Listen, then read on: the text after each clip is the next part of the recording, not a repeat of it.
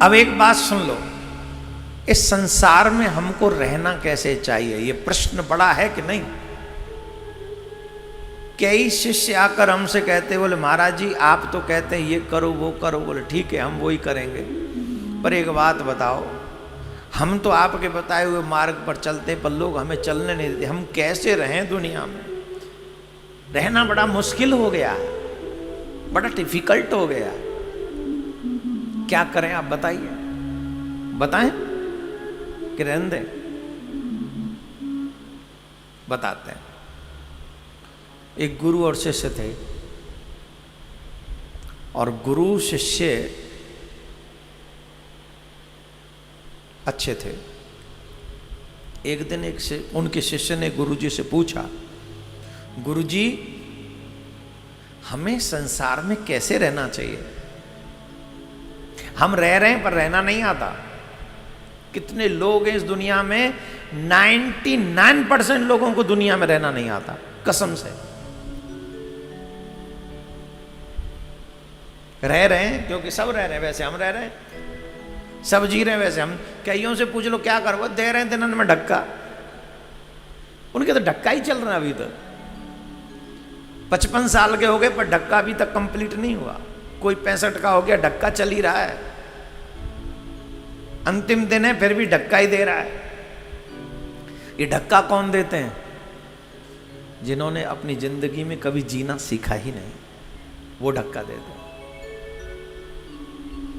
तुम्हारी जिंदगी धन नहीं है, तुम्हारी जिंदगी कोई बहुत बड़ा मकान नहीं है, तुम्हारी जिंदगी ऐशो आराम नहीं है, तुम्हारी जिंदगी बहुत बड़े बड़े बड़े संसाधन नहीं है। तुम्हारी जिंदगी तुम्हारी सांसें हैं, तुम्हारा जीवन तुम्हारा अनमोल प्राण है, और तुम्हारे उस प्राण का, उस जीवन का उद्देश्य भगवत प्राप्ति है मात्र, इससे ज्यादा कुछ नहीं। कितने भी बड़े हाउसेज में रहने वाले लोग, कितने भी बड़े संसाधनों में रहने वाले लोग जब जाएंगे, एक भी साधन उनके साथ जाने वाला नहीं। अगर जीवन है तो मरे क्यों फिर वो? अगर संसाधन ही जीवन है तो वो मर क्यों गए? बड़े बड़े लोग मर गए, देश में प्रधानमंत्री मार दिए गए दो दो, तो तुम क्या लाए? तो वो जीवन नहीं है। कितने लोग ऐसे हैं जिन्हें पता ही नहीं जीवन जीना कैसे चाहिए। They don't know how to live life. You must try to know how to live life. जीवन जीना कैसे चाहिए आपको आना चाहिए। प्रश्न है इस संसार में कैसे रहना चाहिए। गुरुजी ने कहा बेटा पढ़े तो बहुत कुछ हैं, गुरुजी को लगा प्रैक्टिकल करके देखना चाहिए जीवन में रहना कैसे चाहिए। एक सेठ जी आए गुरुजी के पास में, एक सेठ जी आए, तो ये नियम भी है कि जब कोई गुरुजी के पास जाओ तो कुछ मिठाई, कुछ फल, कुछ लिफाफे लेके जाओ, प्रणाम करो, ये नियम है। खाली हाथ नहीं जाना चाहिए। और आजकल तो वैसे गुरु पूर्णिमा महोत्सव है, मिठाई विठाई फल वल कम लाना, कोरोना है बाहर, समझ रहे हैं। 2 साल से बैठे, तो नियम यही है कि फल ले जाओ, मिठाई ले जाओ, जो भावना हो, श्रद्धा हो कुछ। अब एक सेठ जी आए गुरुजी के पास में, और गुरुजी के पास फल वल मिठाई विठाई लेके आए, चढ़ा दी। गुरुजी ने नहीं पूछा उससे कि तुम कैसे हो, फल लिए, सेठ जी की तरफ करी पीठ, और चकाचक आम खाए। वो बड़े मीठे थे, रसीले, बड़ा चूसने वाले थे। हमारे यहाँ उसको तो चूसा आम बोलते हैं, खूब चूसे महाराज आम। और वो पीछे जो फल चढ़ाने वाले सेठ जी थे वो घुर्रा रहे थे मनी मन में, कमाल का आदमी, हमसे तो पूछा ही नहीं कि राम राम श्याम श्याम कैसे हो तुम, कहा घर में क्या, और लेके फल बैठ के खाने। अजीब है, कैसे गुरु है ये गुरु है?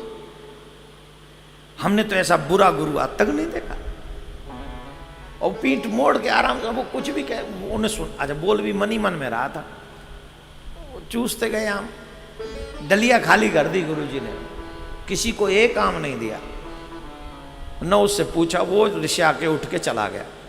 जाते जाते बड़बड़ाता हुआ जा रहा था, अरे जाओ बने गुरुजी, कहीं के ऐसे गुरु होते, हमारे लाए हुए फल सारे खा गए, पर हमसे ये तक नहीं पूछा, लो भैया ने एक प्रसाद ले लो, छोड़ो प्रसाद की बात, एक बार प्रेम से हमसे पूछ तो लेते कि तुम कैसे हो, क्या सब बढ़िया हैं। बाल गोपाल राजी को पूछा ही नहीं, गुस्सा होकर निकल गया। गुरुजी ने देखा कि चला गया तो गुरुजी मुड़े, चेला से पूछा, गया? बोले गया गुरुजी। बोले ये बता प्रसन्न था? अरे गुरुजी काहे का प्रसन्न, उसका बस नहीं चल रहा था, नहीं तो क्या कर देते। कह रहा था इतने बुरे गुरु तो हमने आज तक नहीं देखे, इतने कोई गुरु होता है ऐसा, हमारे फल खा लिए, लेकिन ये भी नहीं पूछा कि कैसे हो, ये कोई गुरु का काम है। गुरुजी को लगा अच्छा कोई बात नहीं, चलो। दूसरा आया, वो बढ़िया सा मिठाई का डिब्बा, बड़ी फेमस दुकान से, अभी सामान शुरू हो जाएगा तो घेवर आने लग गया है, वैसे तो घेवर वेवर के डिब्बे लेके आया, और फल की टोकरी भी आजकल सजा के लाते हैं लोग, और फल की टोकरी का भी अलग अलग स्टाइल होता है। जिसका काम कोरोना में कम चल रहा होगा उसकी फल की टोकरी में केले ज़्यादा होंगे, और दूसरा सिस्टम कम होके वो ऊपर डंडा छपा देंगे उस पर। और जिनका काम ठीक ठाक होगा, कोरोना में भी जिनका काम अच्छा चल रहा होगा, उसमें केला होंगे ही नहीं, उसमें बेर वेर कुछ नहीं होंगे, उसमें फिर वो जो इलायती बिलायती से कुछ फल आते हैं वो अलग तरीके से सजा के बढ़िया से ले आते हैं, तो डलिया भी सजा के लोग लाते हैं। माँ गुरुजी को वो फल चढ़ाए, और गुरुजी को जैसे ही फल चढ़ाए, गुरुजी ने वो फल की टोकरी मिठाई के डिब्बे लिए और वो सीधे ऊपर सेकंड फ्लोर पे थे गुरुजी, नीचे फेंक दिए, मुंह किया सेठ जी की तरफ और कहने लगे, कैसे हो बाल गोपाल, कैसे हैं, राजी खुशी हैं, क्या चल रहा है। अच्छा जाके आगे जाके मिठाई के डिब्बा, 250-300 रुपया किलो की मिठाई, 500 रुपया किलो की मिठाई, घेवर कितने रुपया किलो होगा भाई, हैं कितने, 500। मत लाना कोई घेवर वेवर मत लाना, वैसे भी मीठा मीठा खाने से शुगर वुगर बढ़ती है, तो जरूरत नहीं है इतना रुपया वेस्ट करने की, बहुत काम आएंगे ऐसे ना। 500 रुपया, अच्छा चलो 500 रुपया किलो की घेवर, 400-500 रुपया किलो के फल उगाते हैं। महात्मा जी ने फेंक दिए तुम्हारे आगे, तुम्हारी मिठाई तुम्हारे फल नीचे फेंक दिए गए, और तुमसे कोई प्यार से बात कर रहा हो, ईमानदारी से बताओ तुम पे कैसी बीतेगी, बताओ सही, तुम भी तो शिष्य ही हो। सपोज ये घटना हम ही कर दें तुम्हारे साथ कि तुम लाए और हमने तुम्हारे फल और तुम्हारी मिठाई तुम्हारी आंखें के आगे नीचे फेंक दी नाली में, और तुमसे कह रहे हैं भैया कहो कैसा चल रहा है, भैया तुम्हारी माला कैसी चल रही है, भैया बताओ ठाकुर पूजा, सालिग्राम पूजा, प्रिया कांजू की पूजा कैसी चल रही है, भैया सब राजी खुशी तो हैं, अब ईमानदारी से बताओ तुम्हारे मन में कहाँ चल रहा होगा। बोले गुरुजी पगला गए होगा, कितनी मेहनत करके हमको मिठाई का डिब्बा लाए थे, इन कोरोना में बड़ी मुश्किल से पैसा मिला, फिर भी आपके लिए व्यवस्था करी, और आपने सब, अब वो तो अंदर से कुड़ रहा था, होगा कि नहीं, वो भी कुड़ता कुड़ता ज्यादा देर बैठ न सका, उठ के गया, बोले कि शब्द तो यही भाड़ में जाए ऐसो गुरुजी, काय गो गुरुजी। चला गया, शिष्य वहीं गली में ही खड़ा था। गुरुजी लोग शिष्य अपना गली में खड़ा रखते हैं जिससे जाने आने वाले का पॉइंट ऑफ व्यू समझ में आ सके कि कैसे गया है, रुष्ट होके गया है कि प्रसन्न होके गया है, सब आइडिया रखना पड़ता है ना।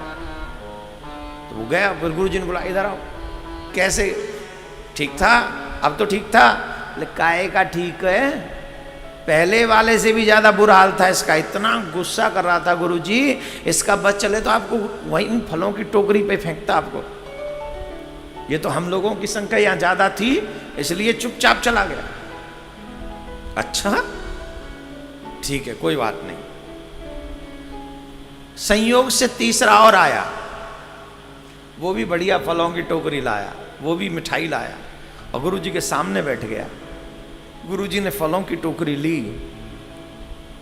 उसके परिवार में जितने भी लोग आए थे सबको एक एक फल दिया, एक एक मिठाई दी, और जितने भी श्रोता थे सबको दिया और सबसे प्यार से पूछने लगे, कहो भैया तुम कैसे हो, सब राजी खुशी तो है, तुम्हारा हार व्यवहार व्यापार कैसा चल रहा है, तुम्हारे बच्चे सब राजी खुशी हैं, हमको एक बात बताओ भैया, भगवान का भजन सही चल रहा है कि नहीं।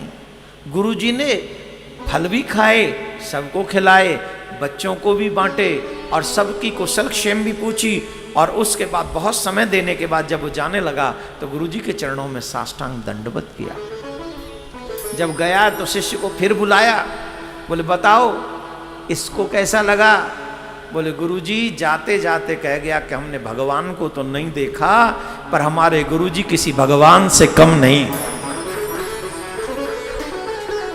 हमने भगवान को नहीं देखा पर हमारे गुरुजी भगवान से कम नहीं है। चेले को बुलाए, इधर आ, प्रश्न कर, तूने क्या प्रश्न किया था, संसार में कैसे रहना चाहिए, संसार में तीसरे की तरह रहना चाहिए, जो हमने तीसरा कर्म किया। क्या बोले, जो मिले उसे अकेले मत खाओ, ध्यान से सुनना, जो मिले उसे अकेले मत खाओ, अथवा जो मिले उसे फेंक मत दो। आपने देखा होगा बड़े बड़े शादी मैरिज इसमें खाते हैं उससे ज्यादा फेंक देते हैं, भूल जाते हैं इस ब्रह्मांड में, इस पृथ्वी पर, इस भारत में ऐसे भी लोग हैं जिन्हें एक समय की रोटी नहीं मिलती,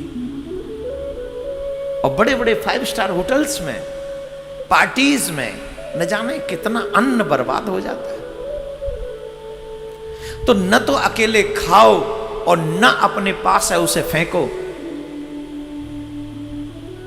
क्योंकि अकेले खा लोगे तो भी तुम दूसरों को दुख दे जाओगे, फेंक दोगे तो भी तुम दूसरों को दुख दे जाओगे। लेकिन जिंदगी में जीना कैसे चाहिए, बोले जो भी अपने पास हो कुछ खुद भी खा लो और कुछ औरों को खिला लो, 2 बात प्यार से उनसे कर लो और 4 बात अपने परमात्मा से प्यार से कर लो। जिंदगी में ऐसे रहना चाहिए। इस ब्रह्मांड में, संसार में कैसे रहना चाहिए, बोले जियो और जीने दो, खाओ और खाने दो, खाओ और खाने दो, वो करप्शन वाला नहीं।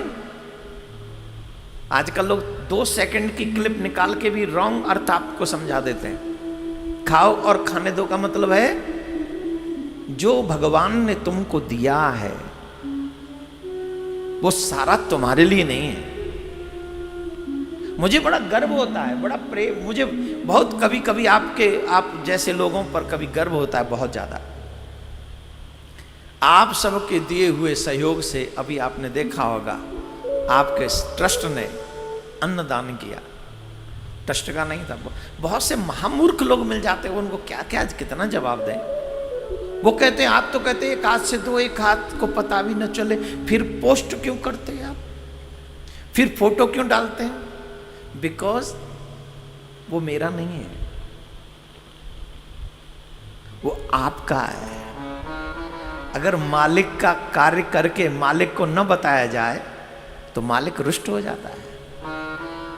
भाई हम जैसे सेवक कोई कार्य करें और जिस एक वजह से कर रहे हैं, अगर उनको बताएंगे नहीं तो वो तो कह देंगे इन्होंने हमारे साथ गड़बड़ की है। जो आपका कार्य है, आपके माध्यम से किया गया है, वो आपको बताना ही पड़ेगा हमें, क्योंकि वो हमारा नहीं है, वो आपका है। लेकिन उन लोगों के चेहरे पे जो स्माइल हमने उस समय देखी, उन कई जगह गए छोटे छोटे बच्चों को मुस्कुराते हुए उस वजह से देखा, आप कल्पना नहीं कर सकते। होगा कोई अरब खरबपति, होगा कोई धनाढ्य लक्ष्मीपति, लक्ष्मीपुत्र, लेकिन जब उन बच्चों के चेहरे पर वो स्माइल जब आती है ना, तो हमको लगता है हमसे बड़ा खरबों अरबोपति कोई नहीं। तुम्हारे किसी एक प्रयास से किसी के चेहरे पे हल्की सी स्माइल आ जाए, समझ लो तुमसे बड़ा धनवान कोई नहीं। और जीव का वही प्रयास रहना चाहिए कि मेरी वजह से लोग हंसें, प्रसन्न हो, आनंदित हो, दुखी न हो कोई। यही तुम्हारे गुरु का उपदेश है और यही तुम्हारे जीवन का सार है। मैं कहता हूं, बहुत बड़ी बात कह रहा हूं मैं, अगर यह भी हो कि तुमसे कभी जीवन में भजन भी न बने, ये ऐसे करना नहीं गलती से भी, अगर बाई चांस ऐसा हो जाए कि तुमसे जीवन में कभी भजन न बने, तो एक काम जरूर करना कि तुमसे कभी जीवन में किसी को रुलाने का अवसर भी न मिले। कोई तुम्हारी वजह से रोए ना, और तुम्हारी वजह से 2-4 लोग आनंदित हो जाएं, तुम्हारा कल्याण उतने में हो जाएगा। जीवन में, संसार में कैसे जीना चाहिए? बोले जियो और जीने दो प्रेम से। जो मिले वो मिल बांट के खा लो, जो सामने आए उसे प्रेम से बातें कर लो और हरि का स्मरण कर लो, क्योंकि भगवान ने भी बांटा है तभी तुम्हें मिला है। भगवान ने तुम्हें बोलने की सामर्थ्य इसीलिए दी है कि तुम मीठा बोल सको। इसलिए सदमार्ग पर ही चलना हमको आवश्यक है। गुरु के बताए हुए मार्ग पर चलने के लिए ही हमें ये कार्य करना चाहिए। बोलो राधे राधे। और जोर से बोलना पड़ेगा। देखो एक और बात बता दें, कौन कौन गुरु की भक्ति करते हैं? सब हाथ उठा दें। लेकिन हमारे गुरुजी ने हमको एक बहुत अच्छा भाव भेजा, हमारे गुरुजी ने भेजा, इसलिए हम आपको सुना रहे हैं। हरि सेवा 16 बरस।